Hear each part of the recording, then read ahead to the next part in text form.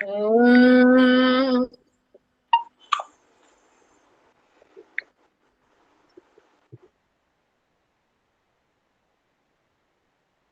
ఓం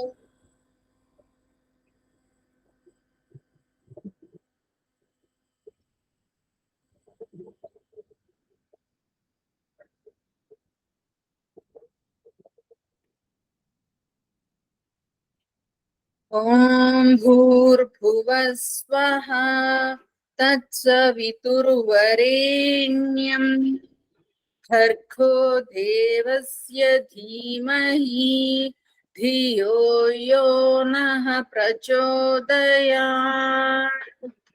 ఓం అసతో మా సద్గమయ తమసో మా జ్యోతిర్గమయ మృత్యోర్మా అమృతంగమయ.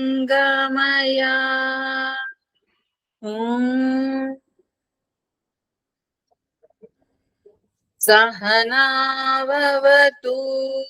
సహనౌ భునక్తు సహ వీర్యం కరవావహై తేజస్వినావధీతమస్తు మా విద్విషావహై. ఓం శాంతి శాంతి శాంతి. గురుభ్యో నమః. సర్వేభ్యో నమో నమః. అందరికీ నమస్తే. చాందోగ్య ఉపనిషత్తు అంటే వేదములో ఛందస్సులుంటవని, తర్వాత వేద మంత్రార్థాలు ఎందుకు దేవత అయిందని మనం వేద విషయాన్ని తెలుసుకునే ప్రయత్నం చేశాము. ఈ రోజు మనం వేద సంజ్ఞా విచార అనే అంశాన్ని తీసుకుందాం. అంటే ఇప్పటి వరకు మనం ఋగ్వేదాది భాష్య భూమికలో ఏమేమి విన్నాము?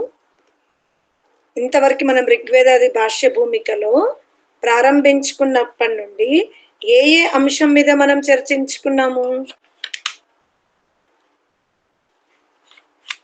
మర్చిపోయారా? గుర్తుందా? యజ్ఞం గురించి అయితే చాలా రోజులు విన్నాం మాతాజీ. అంతకు ముందు చాలా రోజులు యజ్ఞం గురించి విన్నారు. తర్వాత అంతకు ముందు ఏమేం విన్నాం? మర్చిపోయారు. గురోరధీతం గురువే సమర్పితం కదా. ముందు ఏం విన్నాం మనము ఋగ్వేదాది భాష్య భూమికలో? వేదంలో 4 విషయాలు ఉంటాయి. ముందు గ్రంథకర్త ప్రార్థన చేసుకున్నాడు. ఏమని? నేను వేద భాష్యాన్ని రాసే ముందు ఒక్క పదము కూడా ఈశ్వరునికి విరుద్ధముగా అలా రాయకుండా ఎలా ఈశ్వరుడు ఆ మంత్రాన్ని అక్కడ జతపర్చాడో, ఆ మంత్రానికి ఏమి అర్థం చెప్పదలుచుకున్నాడో అదే అర్థముతో నేను వ్యాఖ్యానం చెయ్యగలగాలి అని ప్రార్థన చేసుకున్నాడు ముందు. మర్చిపోయారా? అప్పుడు మనమంతా దయానందుని యొక్క భావాలని చూసి తన్మయత్వం కూడా చెందామా లేదా? మరి కొంచెం మూలమన్నా రాసుకోవాలి కదా. వింటూ ఉంటేనే మర్చిపోతేనా? తర్వాత ఏం విన్నాము? భగవంతుణ్ణి ఎలా ప్రార్థించాలి, ఎలా స్తుతి చెయ్యాలి అని విన్నాము. తర్వాత వేదముల యొక్క ఉత్పత్తి జరిగి ఎన్ని సంవత్సరాలైందని, తర్వాత వేదములు నిత్యమా కాదా అని, వేదముల యందు ఏమి చెప్పబడి ఉందనేది ఇప్పటికి మనం ఎన్ని అంశాలు పూర్తి చేసుకున్నాం? 5 అంశాలు పూర్తి చేసుకున్నాం. మళ్ళీ గాయత్రి మంత్రం కూడా 4 రకాలు చెప్తారు. మరి మర్చిపోయినాం కదా. ఇక్కడే విని ఇక్కడే మర్చిపోతున్నాము. ఒకసారి నోట్లో రాసేసుకోవాలి ఏమేమి విన్నాము ఇంతవరకు అని. ఏంటంటే మనుషులము సహజమే, కానీ అలా ఎప్పుడన్నా నెమరు వేసుకోవడానికి అవకాశం ఉంటది కదా నోట్స్ లో రాసుకుంటే. ఇప్పటికైనా రాసుకోండి ఒకసారి. ఋగ్వేదాది భాష్య భూమిక ప్రారంభమైనప్పటి రాసుకుంటామమ్మా, ఇవాళ ఒక్కసారి రిపీట్ చేయండి, అన్ని రాసిపెట్టుకుంటాం. చూసుకోండి. ముందు ఋగ్వేదాది భాష్య భూమికలో గ్రంథకర్త యొక్క ప్రార్థన. ఏ అంశం విన్నాం మనం? గ్రంథకర్త యొక్క ప్రార్థన. తర్వాత మీరు రాసుకోండి గ్రంథకర్త ఏమని ప్రార్థించాడో నెమరు వేసుకోండి. రెండవ అంశము ఈశ్వర ప్రార్థన, ఎలా చెయ్యాలి భగవంతుని యొక్క స్తుతి. ఎవరెవరు రాసుకుంటున్నారు? ఓకే, అందరం రాసుకుంటున్నాం. గ్రంథకర్త యొక్క ప్రార్థన మొదటి పాఠం. రెండవది ఈశ్వర ప్రార్థన విషయం.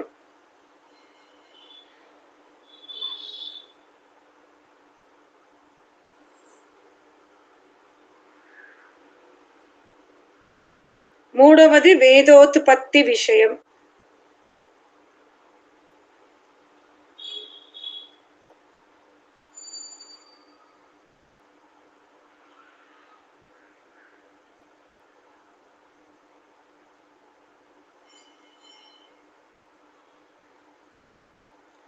నాలుగవది వేద నిత్యత్వ విచార విషయం.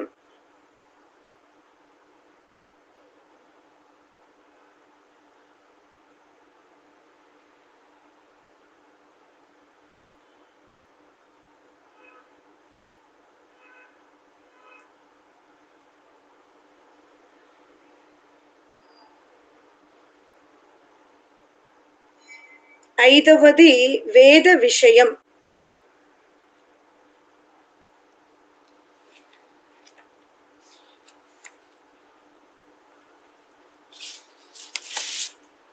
ఈ రోజు మనం ప్రారంభించుకుంటున్న అంశము వేద సంజ్ఞ విచార. ఈరోజు మనం ఏ అంశం మీద మాట్లాడుకుంటున్నాం, ప్రారంభించుకుంటున్నాం? వేద సంజ్ఞ విచార. సరేనా? మధ్య మధ్యలో వెనకవి నెమర వేసుకుంటూ ఉంటే ఏమైపోతుంది? ఆత్మలో సంపత్తి పెరుగుతుంది, ప్రకాశం పెరుగుతుంది, ఒక ధైర్యం పెరుగుతుంది. అర్థమైందా? సరే, ఇప్పుడు ఓకే, ప్రారంభించిన. అథ వేద సంజ్ఞా విచార. ఇప్పుడు వేద సంజ్ఞా విచారాన్ని ప్రారంభిస్తున్నాడు. అత కోయం వేదో నామ మంత్రభాగ సాహిత్యేత్యాహ మంత్ర బ్రాహ్మణయోర్ వేదనామధేయమి ఇతి కాత్యాయనోక్తేర్ బ్రాహ్మణ భాగస్యాపి వేద సంజ్ఞా కుతో న స్వీక్రియత ఇతి. మైవం వాచ్యం న బ్రాహ్మణానాం వేద సంజ్ఞా భవితుమర్హతి.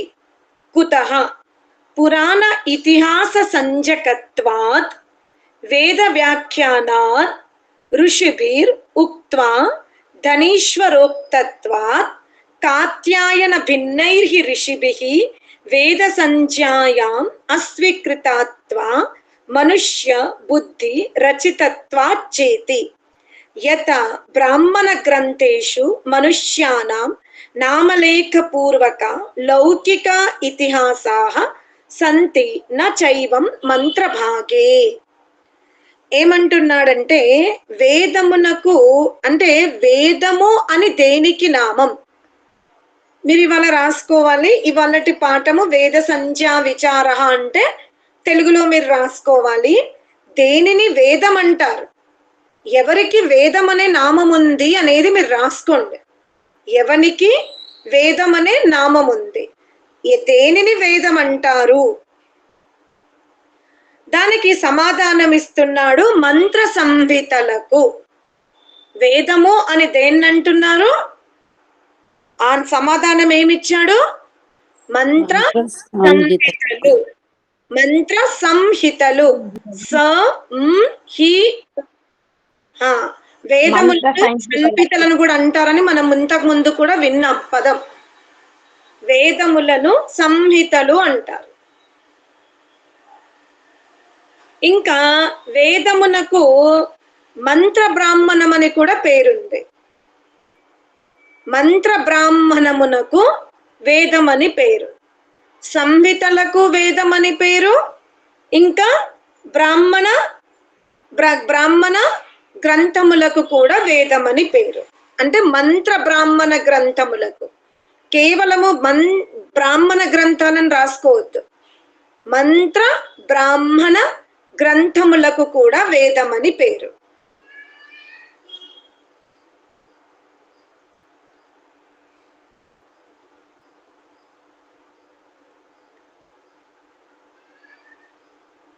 ఇక ఏవైతే బ్రాహ్మణ గ్రంథములు ఉన్నాయో అవి వేదములు కావు. ఏది శతపథ బ్రాహ్మణము, ఆశ్వలాయనము, ఇవన్నీ పారస్కర గృహ సూత్రాలు, నారద ఇతిహాసము, ఇవన్నీ కూడా వేదములు కావు. ఎందుకు? కేవలము 4 వేదాలు మాత్రమే. అనగా ఎక్కడైతే మంత్ర బ్రాహ్మణం ఉందో, ఎక్కడైతే సంహిత ఉందో దాన్ని వేదం అన్నారు. కానీ ఎక్కడైతే పురాణములు, కల్పములు, గాథలు, నారాశంసములు ఉన్నాయో అవి వేదములు కాదు. ఇట్లా మీరు ఒక బ్రాకెట్ రాసుకోండి. ఏమిటి? ఇతిహాసములు, ఆరో మార్కు పెట్టి, ఇతిహాసములు, పురాణములు,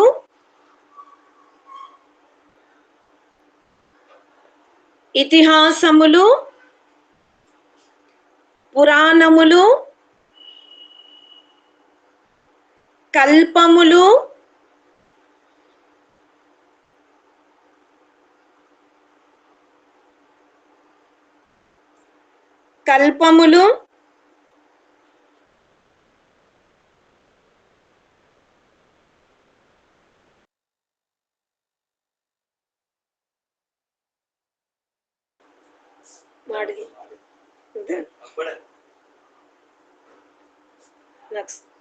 ఇతిహాసములు, పురాణములు, కల్పములు, గాథలు, నారాశంసములు.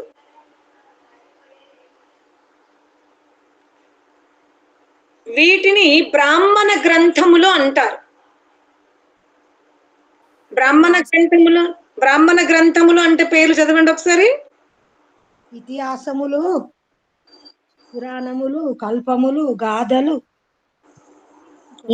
నారాశంసములు. నారాశంసములు. కృష్ణ నువ్వేం అడుగుతుంటే? అదొకే లాస్ట్ వన్, నారాశంసం అర్థం కాదు. నారాశంసములు ఇవి బ్రాహ్మణ గ్రంథాలు, ఇవి వేదములు కాదు. ఈ గ్రంథాలు దేన్ని ఆధారంగా చేసి రాయబడినవి? ఏవైతే వేదములను ఆధారముగా చేసుకొని వ్రాయబడి ఉన్నవి. కానీ ఇవి డైరెక్ట్ వేదము కాదు. వేదములు అంటే సంహితలు, మంత్ర బ్రాహ్మణములు. వేదములు అంటే సంహితలు, మంత్ర బ్రాహ్మణములు. ఎన్ని సంహితలు ఉన్నాయి? అంటే పేరు 4. ఆ పేరు మారుస్తే చాలు భయం అయిపోతుంది వీళ్ళకి. సంహితలు ఎన్ని? 4. ఋగ్వేద చెప్పలేము. అదే నాకు తెలుసు. అందుకే చెప్తున్నా కదా, తొందరగా కన్ఫ్యూజన్ లోకి వచ్చేస్తారు. నేను కూడా మీ నాలెడ్జ్ ని, బుద్ధిని బాగా రుద్దాలనే నేను కూడా అప్పుడు కింద మీద అడుగుతా. యజుర్వేద సంహిత, ఋగ్వేద సంహిత, సామవేద సంహిత, అథర్వవేద సంహిత అని కూడా అంటారు. అర్థమైందా? ఋగ్వేద బ్రాహ్మణము, యజుర్వేద బ్రాహ్మణము, సామవేద బ్రాహ్మణము, అథర్వవేద బ్రాహ్మణం అని కూడా అంటారు. జ్ఞానాన్ని ఇలా గ్రాఫ్ లాగా గీసుకుంటూ వెళ్ళిపోండి, భయపడకండి. ఇప్పుడు నాతో మొదటిసారి వింటారు, మళ్ళీ విన్నప్పుడు ఏమైపోతుంది? మొదటిసారి విన్నప్పుడు భయం వేస్తుంది. మొదటిసారి ఎవరికైనా జ్ఞానము వినేటప్పుడు, కొత్తది వినేటప్పుడు భయం వేస్తుంది. ఇప్పుడు మీరు వివాహం చేసుకొని అత్తగారింటికి వచ్చారు, వచ్చినాడు మీ అత్తగారింట్లో అడుగు పెట్టినాడు, మీ స్థితి ఎలా ఉండేది? భయంగా ఉంటది. ఎక్కడ మరి ఇప్పుడు రాజ్యం వెళ్తున్నారు కదా, ఇప్పుడు ఎలా ఉంది స్థితి? అలవాటు అయిపోతుంది కదా అప్పుడు.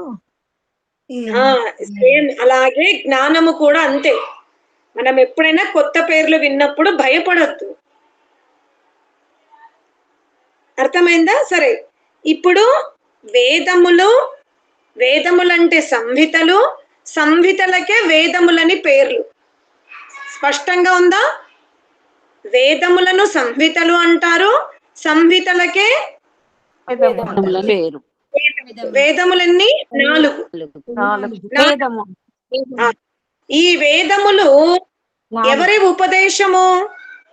పరమాత్మని ఉపదేశం. పరమాత్మే ఉపదేశం. పరమాత్ముడు సృష్టి ప్రారంభంలో ఏ మానవాళికి వేద జ్ఞానం ఇచ్చాడు? ఋషులకు. అగ్ని, వాయువు, అగ్ని, ఏ ఋషులకి? ఏ ఋషులకి ఇచ్చాడు అంటే జాతికి ఇలా వర్ణించుకుంటూ వెళ్ళండి. పూర్వ సృష్టిలో అనగా పూర్వ కల్పమున, కల్పము అంటే సృష్టియే, పూర్వ సృష్టిలో ఎవరైతే అత్యధిక సమర్థులు ఉన్నారో కానీ ఇంకా మోక్షానికి వెళ్ళలేదు, వాళ్ళు మోక్షానికి అర్హులయ్యారు కానీ మోక్షమును పొందలేరు. అటువంటి సమర్థులను పరమాత్ముడు వర్తమాన సృష్టిలో వాళ్ళని ఋషులుగా ఎన్నుకొని తన వేద జ్ఞానాన్ని వాళ్ళ ఆత్మల్లో ఉపదేశింపజేస్తాడు. అర్థమైందా? ఎవరు మోక్షానికి అర్హులయ్యారు కానీ ఇంకా మోక్షానికి వాళ్ళు వెళ్ళలేదు. మీరు కన్ఫ్యూజన్ ఉండొద్దు. వేదములను మోక్షముకెళ్ళిన వచ్చిన ఆత్మల ద్వారా ఉపదేశింపజెయ్యడు.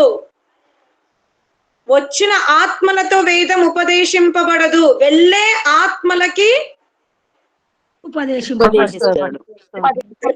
ఈ సిద్ధాంతం కూడా మనకు తెలియాలి.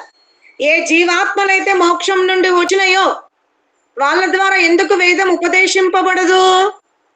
వాళ్ళు సామాన్యులుగా అవుతారు కాబట్టి. సామాన్యులుగా ఉంటారు.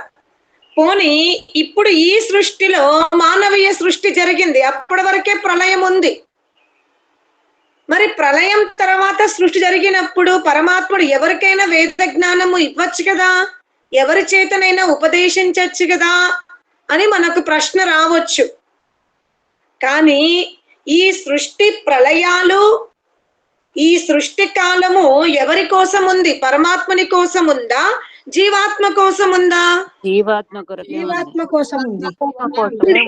కాబట్టి పరమాత్ముడు ఎప్పుడు కూడా వర్తమానము, భవిష్యత్తు, భూతమని చూడడు.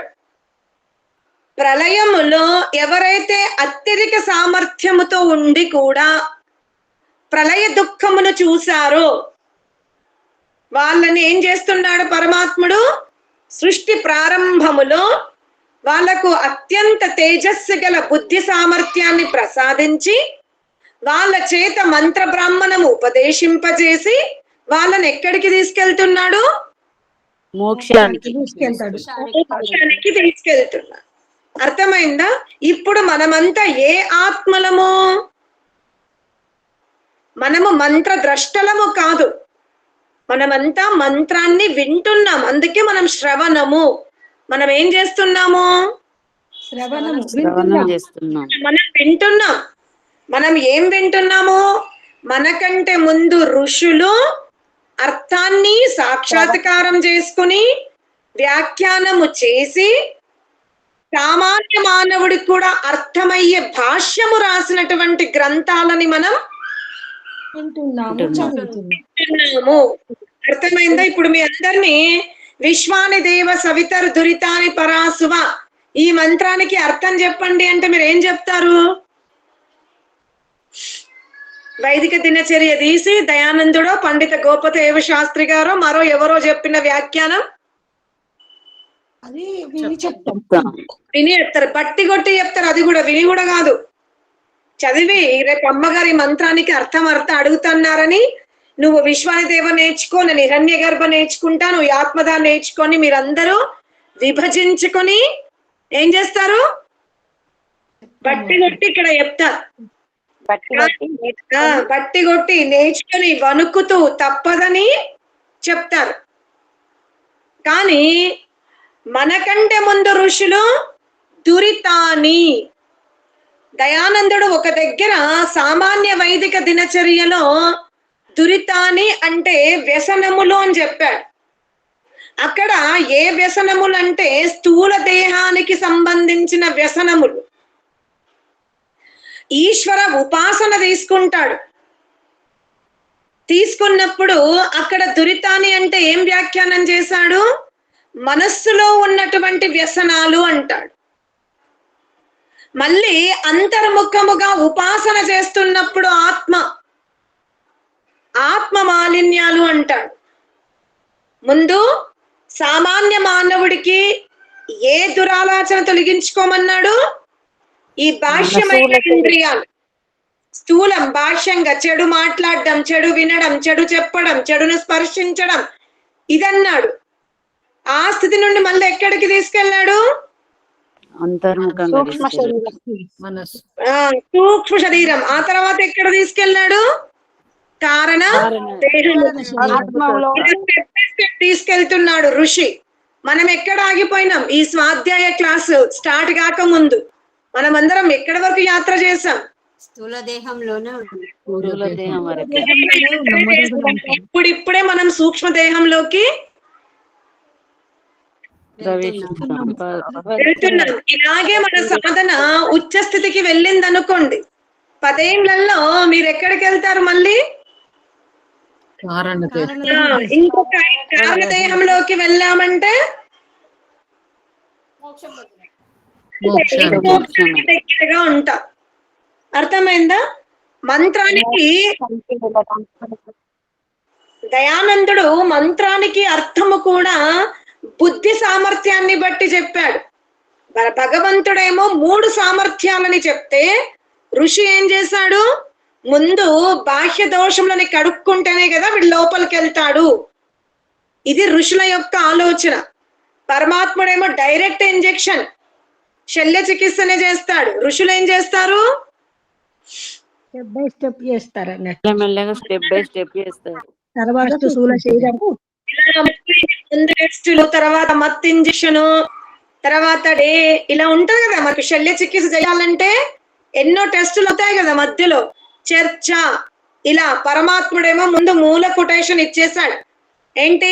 విశ్వాని దేవ సవితరు దురితాని పరాసువా యద్భద్రం తన్న ఆసువా అని చెప్పాడు. ఇప్పుడు నిజంగా దుర్వ్యసనాలు ఎక్కడెక్కడ ఉన్నవి అనే వ్యాఖ్యానం చేసింది ఎవరు? అర్థమైన ఋషులు. మనం ఎక్కడున్నాము? ఆ ఋషులు చెప్పినటువంటి మొదటి భాగము కూడా మనకు చదవడం రాదు. అయినా 40-50 తులాల బంగారం కొన్నామంటే, హైదరాబాద్ లోనో ఎక్కడో ఒక దగ్గర 2-3 ఇండ్లు ఉన్నాయంటే విర్రవీగిపోతూ ఉంటాం, మేము బాగా ధనికులమని. మనకు కలిగిన సంతానానికి శుభకార్యాలు చేసేసుకుంటే కూడా బాగా అనుకుంటాం మేము చాలా సాధించామని. కానీ ముందు కుబేరుడైన పరమాత్ముని దృష్టిలో పెట్టుకోండి. ఆయన ఎంత ధనికుడున్నా కూడా నమ్రంగా ఉన్నాడు. ఎంత జ్ఞాని అయినా సౌమ్యంగా ఉన్నాడు. ఆ పరమాత్మునితో గనక మనం ప్రతియోగిత పెట్టుకుంటే ఎక్కడున్నట్టు? మనం జీరోలు ఉన్నట్టు. చాలా జీరోలో.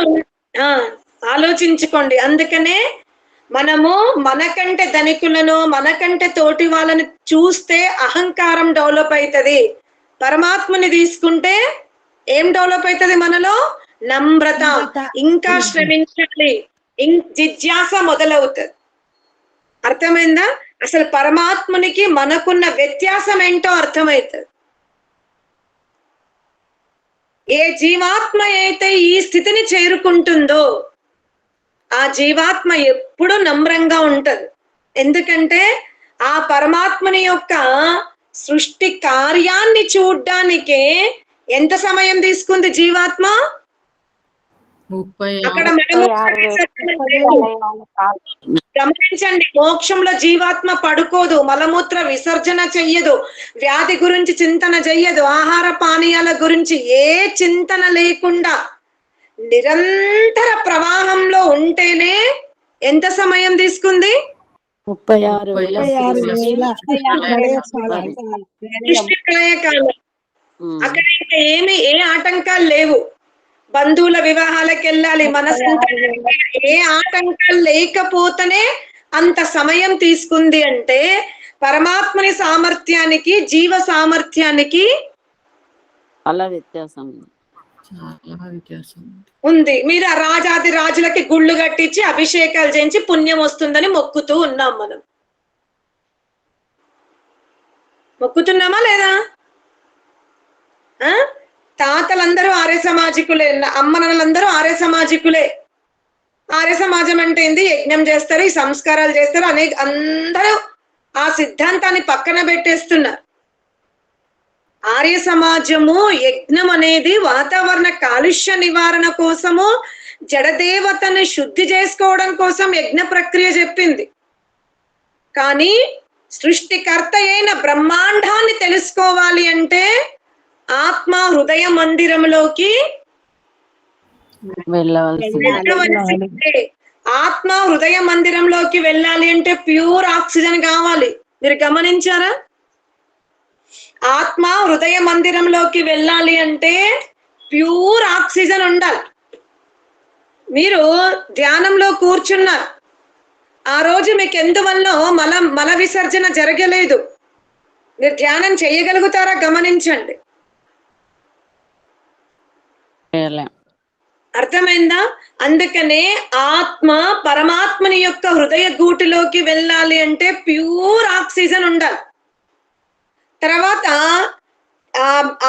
ఆ స్థితి ఎలా ఉంటదంటే, మీరు పాదాలు తీసుకోండి, పాదాల తొడభాగం వెడల్పుగా ఉంటుంది. గమనించుకోండి మీ శరీర ఆకృతిని.